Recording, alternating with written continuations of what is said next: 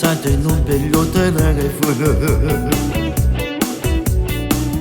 con l'orgoglio di donna ti sei già pentita tu. Poi cerco chiamare lui con te, una storia continuata per telefono.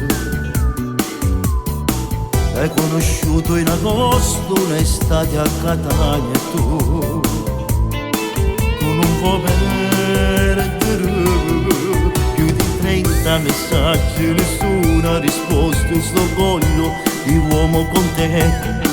Tu solo 16 anni, lui quasi 11 anni, più grande di te.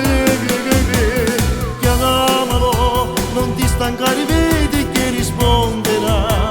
Non vedi l'ora che scende a Catania e poi t'arrubo tempo solo per incontrare. Cercalo a quel solito posto dentro Luna Park, appena lo guardi negli occhi non parrà, vedrà che la sorpresa riuscirà, sarà contenta di stare più sola con lui, ma poi ritorna la triste realtà. Sei ancora bambino, 5 minuti e poi via.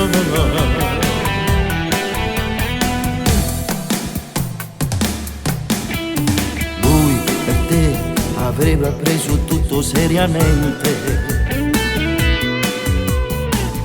il tuo carico d'oro tu ci mi sanava tu, come soffrivi tu che aveva promesso che a te ci teneva aspettando e rifiutando lui, e veniva in da casa a parlare con vero con mamma, con papà.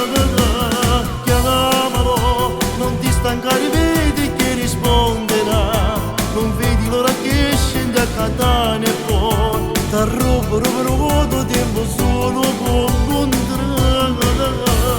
Cercalo a quel solito posto dentro Luna Park, appena lo guardi negli occhi non parrà, vedrà che la sorpresa riuscirà, sarà contenta di stare più sola con lui, ma poi ritorna la triste realtà. Sei ancora bambino, 5 minuti e poi via.